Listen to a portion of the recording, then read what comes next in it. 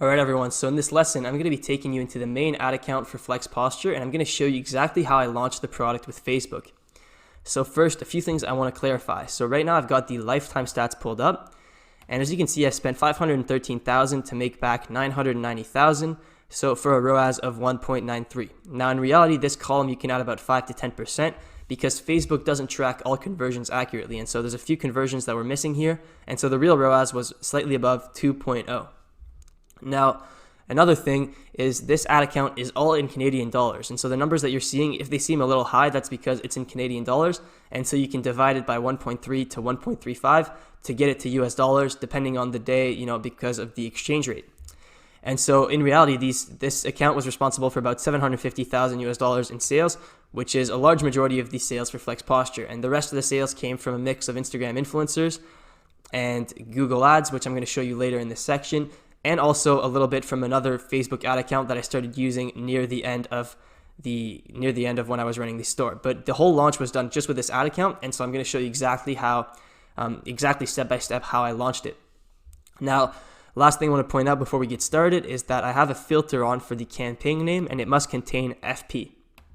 The reason that I do this is FP stands for Flex Posture. And so right now I'm only showing campaigns that are relevant to Flex Posture because there was 1 or 2 campaigns that I did on this ad account that weren't relevant to Flex Posture. And so I just wanted to filter out that data. And so this is all the Flex Posture data. And I'm going to show you step by step how I launched the product. So let's get right into it. So the first day was the 21st. So if I go to the 20th, you'll see that there was nothing spent. And then if I go to the 21st, you'll see that this is when I started spending. So what did I do on the very first day? Well, so I had this video ad. This was my first video ad.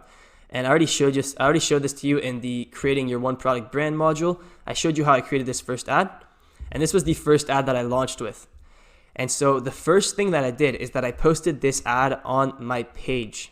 So I didn't create an ad inside of Ads Manager. I posted it on my page. Now the reason that I like doing this when I'm starting a new store is that when your page is empty, it kind of looks, it doesn't look very active. It doesn't look very trustworthy. And so when you're starting out a new page for a new brand, I like to run my ads as page posts to get some engagement on the page and to make it look really active. And so another benefit of doing that, of using page posts instead of using dark posts, is that you can get some organic traffic and, Facebook rewards pages that have a lot of real engagement. And so by doing page posts, you can get lower CPM sometimes. Now, there are some downsides to using page posts, namely is you can't choose the call to action, and you also, well, you can add a call to action, but I didn't do that, and so it would just default to the learn more call to action. And the other thing is that when you do page posts, a lot of people can find your ads, and so if people use like keywords to try to find ads, they can find your ads when they search on Facebook. And so there's some pros and cons to using page posts, but when I'm starting out with a new store, I like using page posts. I think that it really helps make the page look more active. So what I did is I posted this ad to the page. Now I deleted it now because I was running these ads without proper watermarking, and I was starting to scaling them, and a lot of people were copying them. And so I deleted everything and I reposted them with watermarks. Like, just to show you the watermarks, I would always have watermarks. All the videos that are left over have watermarks like this because too many people were stealing them.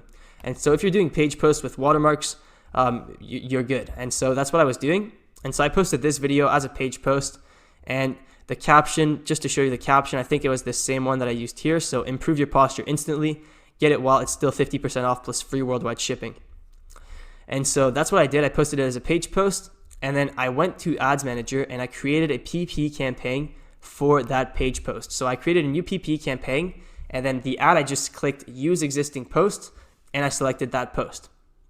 And so that's what I did. And so I can't show you the post because, like I said, I deleted it. Like if I go to preview, it doesn't exist anymore. And so that's what I did. I created a PP campaign. Now this PP campaign, I had 2 ad sets in it. One was worldwide, excluding the US, Canada, UK, and Australia. And so just to show you the actual targeting, it was worldwide, excluding those 4 countries, 18 to 65 plus, English, UK, English, US. So the two English languages. And then it was on auto placements. So now it switched to edit placements, but it was on auto placements.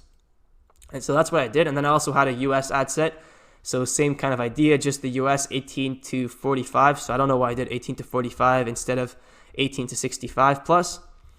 But yeah, so I was targeting, and then same thing again, just that one ad inside.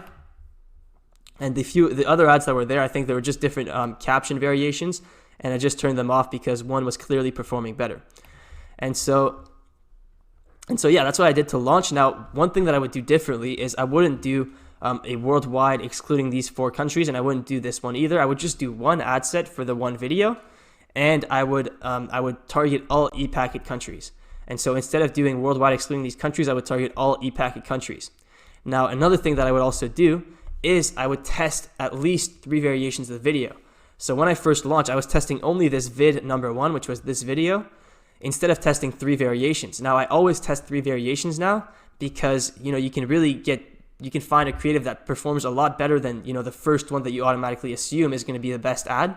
And so that can make a whole difference once you start actually scaling your campaigns. And so I would have definitely tested more than just one creative right off the bat here. But I got lucky, and the one that I tested actually performed quite well. But, I would definitely test at least 3. So what I would do is I would post 3 to this page. I would post all 3 different variations to the page. And then I would create one ad set for each. So I would create one ad set, and then I would duplicate it twice. And then there would be 3 ad sets targeting all ePacket countries with no detailed targeting, just English language. And I would have the videos inside. And so that's how I would launch. But in this case, I only had this one ad. As you can see, it was doing quite well for a PPC campaign, excluding the 4 main countries, right? I was getting a lot of engagement. I was getting a lot of reach really cheap. The CPM was 0.16 cents. 16 cents, and this is Canadian dollars. So, that's like 13 cents US. And I actually even got a sale on this ad set on the first day, right? So this was a PPC campaign, and I got a sale. So to me, that was like a huge sign that I was onto something, that I had a product that was going to be a winning product. And so I ran this ad set during the day. I got a lot of video views on it. I got 162,000 people reached. And so that was enough people that I could build a 95% video viewers custom audience from that video right away. And so that's what I did.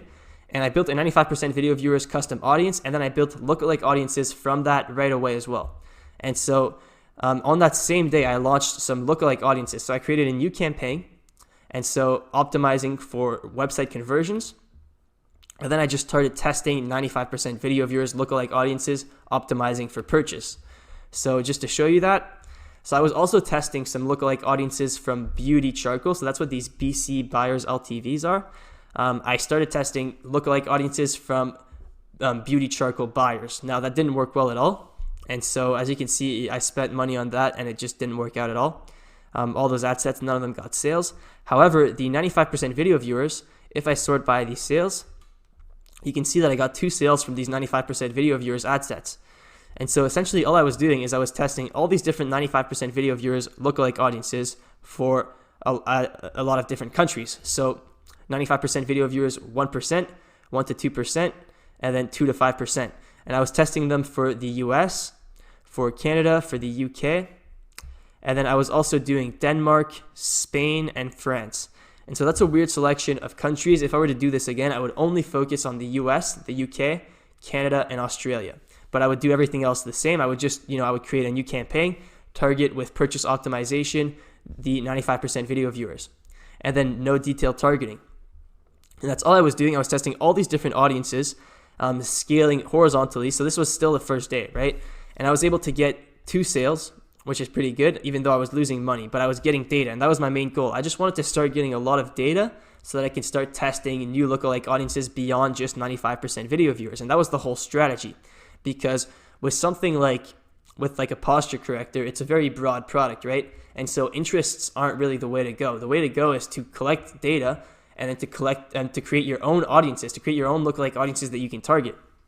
And so that's exactly what I was doing. I was basically trying to spend as much money as possible to start getting some data, and then to start testing the new lookalike audiences.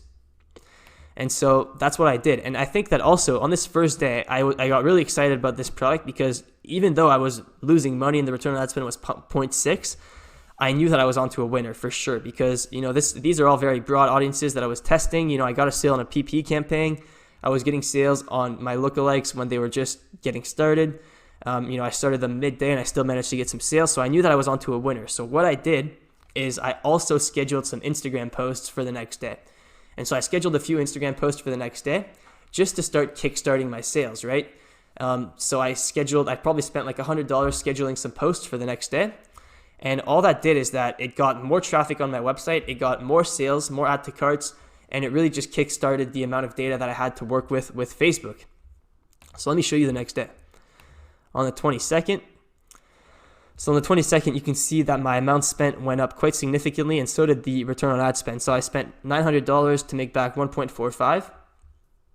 And what was I spending on? So I was still spending on this PPE campaign, same thing. I actually increased the budget, and the reason why is that if you have a lot of engagement on your post, Facebook rewards you with lower CPMs. And so I always run PPE campaigns alongside my main campaigns just so I have a lot of engagement and so that I can get lower CPM. So I was running this PPE campaign, and it was still getting sales. I got 2 sales on that campaign for a return on ad spend of 1.0. So, not a crazy return on ad spend, but still interesting. I wasn't losing too much money with this, and I was getting the engagement, which helps me lower the CPM for my other campaigns.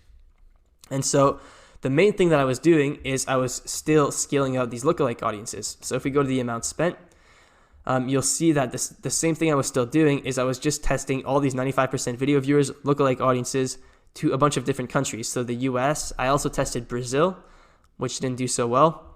Then Canada, the UK, France, Denmark. I was testing all these different countries, Spain. And honestly, if I were to do this again, I would probably focus just on the 4 biggest countries, so the US, the UK, Canada, and Australia, because those are really the ones that you can focus in on and start scaling to, as you'll see later on. Like all these different countries that I was testing, like Denmark, Spain, Brazil, really nothing came out of that. I should have just focused on the US, Canada, UK, and Australia. But if I sort by return on ad spend, you'll see that even at this point, I was getting some great return on ad spends, right? I was able to get 8.7 on this one, 5, 4.3, like 3.9, 3.7. And so I was already getting quite good results just, when I was scaling horizontally. At this point, I wasn't even optimizing. I wasn't killing any ad sets yet. I was just scaling horizontally, trying to spend more money, collect more data. And a lot of these ad sets were performing quite well. And so you can see that I also launched new lookalike audiences. So I started launching website visitors, initiate checkout, buyers. So I already had enough data to test buyers at this point because I had over 100 sales, because I had the sales from the last day, and then I had the sales from that day, from the 22nd, and I had a few sales from the Instagram promotions that I scheduled. And so I had just enough to start testing these buyers lookalikes as well.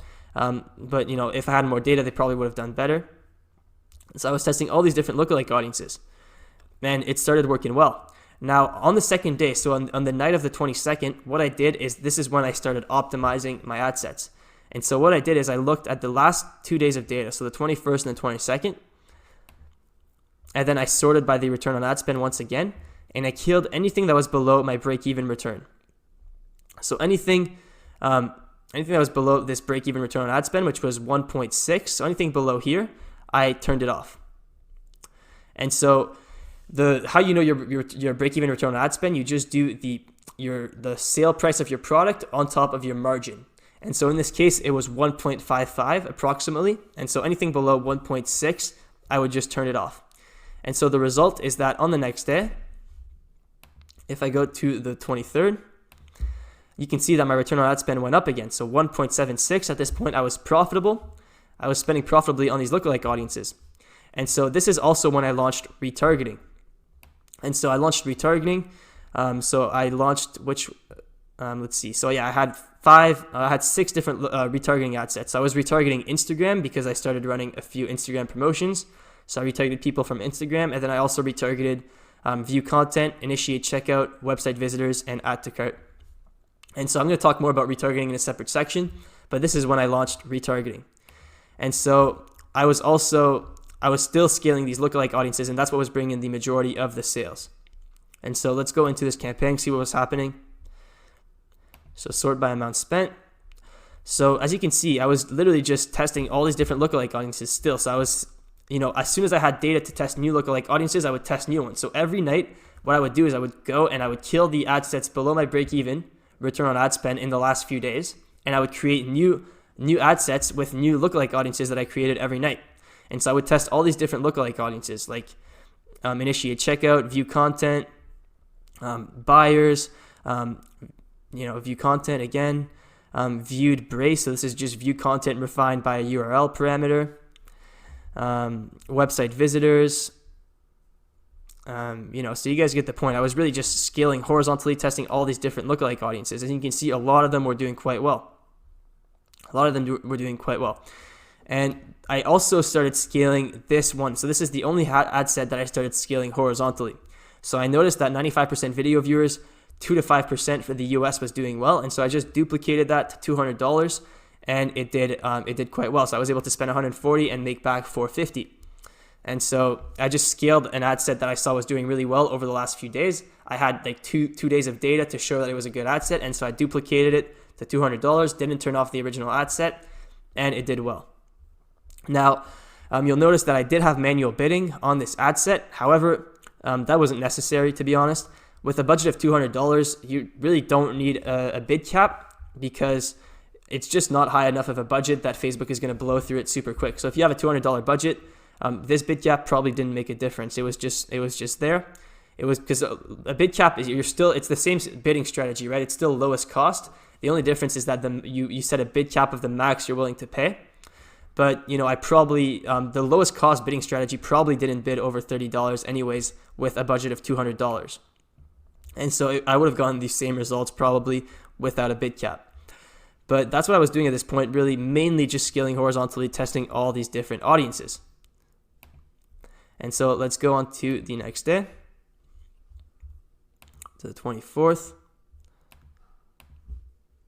And so now the return on ad spend started dipping a little bit, but retargeting was doing quite well. But this, I spent a lot more. So the amount spent went up to, if I go to the 23rd, you see that it was 1.5K, and then massive jump in return on, not in return on ad spend, but in amount spent, almost tripled, well, doubled. Over doubled. So if I go, the main jump was in this campaign. So I deployed a ton of new ad sets. So let's see what I was doing. So at this point, this is when I started scaling a lot of ad sets vertically. So all the ad sets that were doing really well, I duplicated them to higher budgets. So you can see a ton of them had like $200 spent, $100 spent. And so at this point, I was really just taking my best ad sets and then duplicating them to higher budgets. And I was also still testing new lookalike audiences. And so really at this point, all I was doing was testing as many lookalike audiences as possible. So I was testing, new countries like New Zealand, Australia, and, different new types of lookalike audiences like 95% video viewers, Instagram, all these different lookalike audiences that I could test. So like anything that I could test, I would test it and I would try lookalike audiences for it, like Instagram saves. Let's see if there's any other ones. So no, that's all. But you can see that if I sort by return on ad spend, there was a lot that were doing really well, right? And all I was doing was testing these lookalike audiences to scale my ad spend. And so the result was that my ad spend would increase a lot every day. And every time I would do this and test a bunch of new lookalike audiences, my ad spend would go up a lot, and the return on ad spend would go down because I was scaling horizontally to test all these new ad sets. But then, since my ad spend increases so much, then I can kill everything that's not working, and then that leaves me with still a higher ad spend that I had before, but a higher ROAS, So that's how you scale. You increase the budget a lot and then cut it back down a little bit, and then increase a lot and then cut it back down a little bit, and give and take. And so that's really how I was scaling at this point. And so, still running the PPE campaign. And then if I go to the next day, same thing. So the return on ad spend went up. Budget went down a little bit because I started killing the ad sets that weren't doing well, then creating new ones again to test new ad sets. And, the PPE, so the PPE at this point, I think I started running a retargeting campaign, a retargeting ad set within the PPE. So I did. So I created a new ad set, retargeting, and so I was retargeting page views 30. So I was retargeting everyone who viewed my pages in the last 30 days with a Facebook post. So this was Facebook only since it was a Facebook post. And as you can see, it was doing a really good return on ad spend, spent $28 to make back $206. And so sometimes when you do retargeting with small audiences, PPE can work really well. And so that's what I was doing just to diversify my retargeting a bit. So I was retargeting with PPE, retargeting here. And then here I was just scaling lookalike audiences, testing all these different lookalike audiences. And so I was duplicating the ones that were doing well at the higher budgets and then testing new ones at lower budgets. And as you can see, the ones at higher budgets weren't performing so hot. But if I sort by return on ad spend, you'll see that there was a lot of the lookalike audiences at smaller budgets, the ones that I was scaling horizontally, those were doing really well. There was a ton above 2.0, there was a ton above 3, there was some, even the 6, 9, 16, and so, a lot of these were performing really well. Like this one right here, top visitors by time spent. This is an extremely underrated lookalike audience. People don't even know about it. You just have to create a top 25% visitors by time spent custom audience, then you can create a lookalike audience, and it'll work a lot better than just view content most of the time. And so yeah, at this point, just testing all these different ad sets, and then at the end of the day, kill all the ones below my break-even return on ad spend in the last few days, just to make sure that I'm taking into account all the data that I have, not just killing an ad set because it performed poorly on one day. And that's how I would optimize, and that's how I was scaling. Now let's go to the next day again.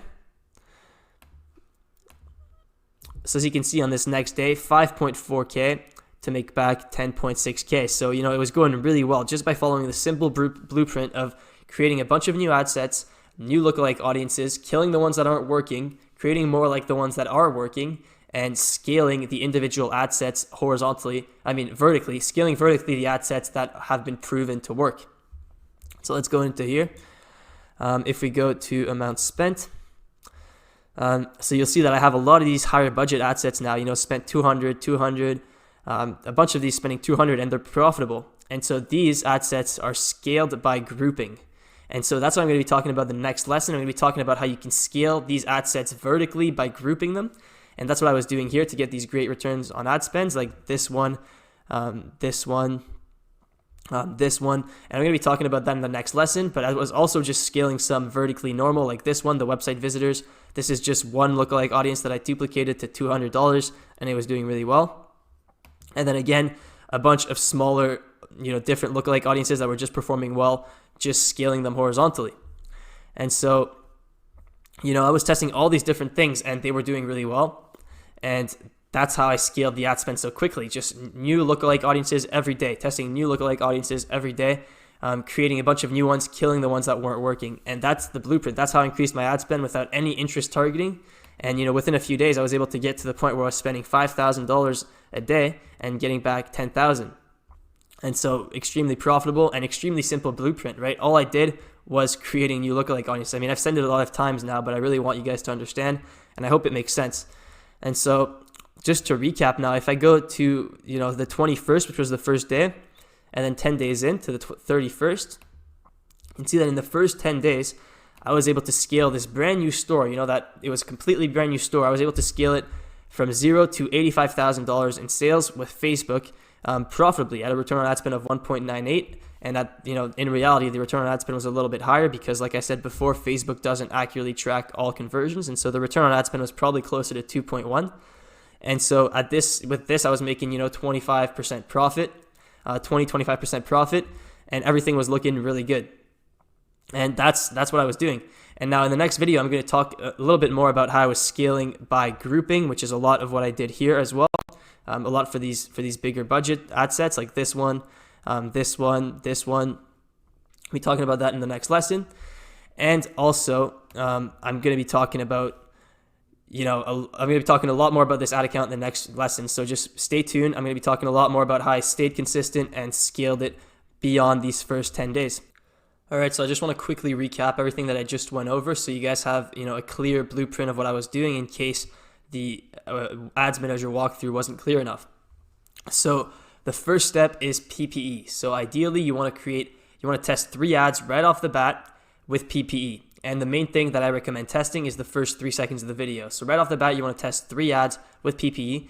In the case of Flex Posture, I only tested 1 right off the bat, and that wasn't a good idea. I should have tested 3. So ideally, you want to test 3 right off the bat, and then create a new PPE campaign. Create 3 identical ad sets, 1 for each ad. So if you only have 1 ad, just 1. But if you should have 3, like I said, so 3 identical ad sets, 1 for each ad, and then you target all ePacket countries. And then I'm going to have the list of all ePacket countries below in the description for this video. So all ePacket countries, and then no detailed targeting except that they speak English. And so 1 ad in each ad set, And that's all. So you don't put all ads in just one ad set. You have one ad in each ad set, and then you have 3 ad sets, and then no detailed targeting. And then based on that PPE data, so you want to leave that running for a day or two, depending on how fast you're spending. So, you can put the budget at $10 or $20 a day. And then if you put the budget at $20 a day, one full day should be enough data for you to determine. So you need to spend about $20 to determine which ads are best. Or $10. $10 is fine too. If you spend $10 on each, in total you'll spend $30 and then you'll be fine. And then based on that PPE data, you want to select the best ad. So the one that has the lowest cost per engagement and also, drives the most actions on your website. You want to pick the best ad based on the data and then build a 95% video viewers custom audience from it. And then from that 95% video viewers custom audience, you want to create lookalike audiences for the US, Canada, the UK, and Australia from 1%, 1% to 2%, and 2% to 5%. And then you want to create a new website conversions campaign and then test all of those. So for those 4 countries and then 3 for each. So that's 12 ad sets right there. And then that's how you want to start launching your purchase optimization campaigns. Now at this point, if you have data from Instagram influencers, you can also start testing all the other lookalike audiences. So you can test Instagram engagement, and assuming that you've already gotten traffic and a few sales, you can test VC, you can test add to cart, you can test maybe initiate checkout, and also purchase if you've gotten 100 or 200 sales already. Now, same idea. You want to test for the US, the UK, Canada, Australia, 1%, 1% to 2%, 2% to 5%, all optimizing for purchases. And now if you really want to start kickstarting your product like I did for Flex Posture, then it's a good idea to run Instagram influencers when you're first starting out, just to kickstart and start getting more data so that you can scale your lookalike audiences faster. And so at this point, all you're doing is you're testing all the different lookalike audiences that you can and scaling horizontally that way. And then you can also test some lesser known lookalike audiences that a lot of people don't know about. So top 5% or top 25% visitors by time spent. View content with a frequency parameter. So I call that VC2X. And then you can also test Instagram saves. So people who've saved your content on Instagram. And that's if you have done some Instagram influencers. You're going to have a lot of Instagram saves. And that audience is usually good to build lookalike audiences from. So just to show you, if I go inside here, the highest return on ad spend audience for this period, for the July 21st to July 21st to the 31st, the highest return on ad spend one was this top visitors by time spent, top 5% visitors by time spent, right? So it's an audience that not a lot of people know about, not a lot of people test, but I was able to get a 3.44 return on ad spend on this audience. Now another one that's lesser known was this one that I was telling you about, the view content with a frequency parameter.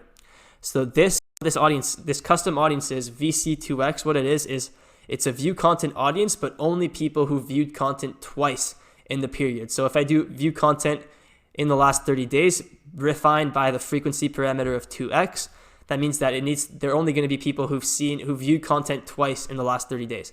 And this is easy to do as well. When you create the lookalike audience, you just need to click refine by frequency and then greater or equal than 2. And so that's another one that not a lot of people test. And by testing all these lesser known lookalike audiences, you can scale horizontally even faster. And that's what I was doing. I was testing all these weird, lookalike audiences that not a lot of people test, and all the basic ones as well, like video viewers, view content, add to cart, purchase, Instagram saves. And so that's how you can really start scaling horizontally. Now, optimization. Every day you want to look at the past 3 days of data and then kill every ad set below your break-even return on ad spend. So every night, when you create some new audiences, you also want to look at the last 3 days of data, including that day, and kill all the audiences that are below your break-even return on ad spend. And that's how you're going to ensure that your return on ad spend keeps getting better, right? That you're not spending money on ad sets that are unprofitable. Now, if you have an ad set that doesn't have 3 days of data yet, but it's clear that it's not a good audience, you can also kill that too. So if you spent like $10 on an ad set and you only got like 2 clicks, it's pretty obvious that it's not a good ad set. And so you can just kill that ad set too. You don't have to wait 3 days because you're just going to waste money. But, if, for example, you have an ad set that you spent $10 on and it's getting a good amount of clicks and a few add to carts but no sales, I wouldn't kill that just yet because that could just be a bad day. And so, so kill every ad set below your break-even ROAS in the last 3 days, including that day. And then simplified break-even ROAS formula. So if you don't know how to calculate your break-even return on ad spend, You just do the selling price on your website over the selling price minus the cost, so the selling price over the margin. And this is a simplified formula because it doesn't take into account the fees, and it also doesn't take into account all your other expenses like hiring virtual assistants and other expenses that you might have in generating content, things like that. So it's not it's a simplified formula, but it's good enough to use to optimize. So you want to know what your break-even ROAS is, and then anything below it you want to kill that. And then you want to scale horizontally, like I said. So every day you want to create as many new lookalike audiences as possible. And so make audiences similar to what's already working. You can test new countries. You can test new source audiences, like I said, so you can test these lesser known lookalike audiences instead of testing the basic ones. And every day you want to create as many as possible and consistently create new audiences. And so you can set a goal. I'm going to create 5 or 10 lookalike audiences every day to start scaling horizontally. And the goal is to consistently increase your ad spend by finding new profitable audiences.